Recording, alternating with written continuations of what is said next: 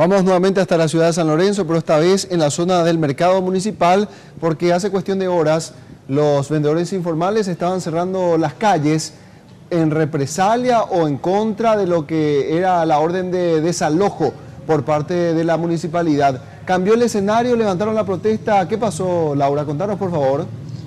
Sí, nos encontramos frente a la Municipalidad de San Lorenzo, donde hace instantes se vivía un ambiente de mucha tensión con más de 100 manifestantes que son comerciantes del mercado de San Lorenzo. Al parecer levantaron esta medida, y para tener más detalles acerca de esas negociaciones que se hizo con la Junta Municipal, estamos con el presidente de la Junta Municipal de San Lorenzo, el señor Hugo Lescano.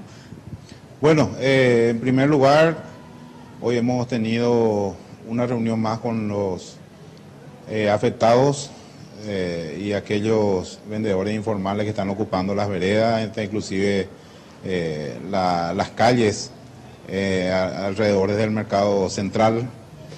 Le hemos hecho saber la orden judicial que ha llegado el día de ayer a última hora, donde renueva y nos ordena a que procedamos con el desalojo de 4 calles principales que tenemos alrededor del mercado central, que son Julia Miranda Cueto, Mariscal Estigarribia, Sargento Silva y General Caballero.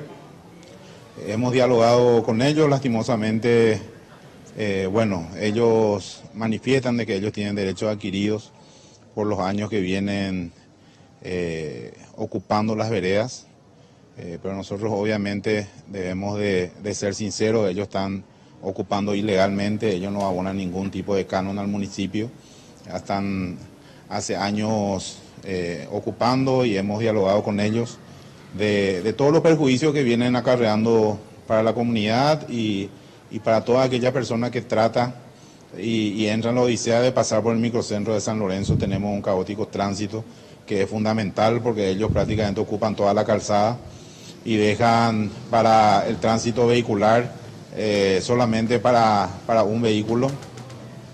Eso obviamente acarrea mucha inseguridad, en el sentido de que puede, gracias a Dios no ha ocurrido hasta ahora, pero puede ocurrir algún tipo de inconveniente. Además, toda la basura que acarrea diariamente, el trajinar diario, tenemos más de 30 toneladas diarias que estamos sacando de la zona.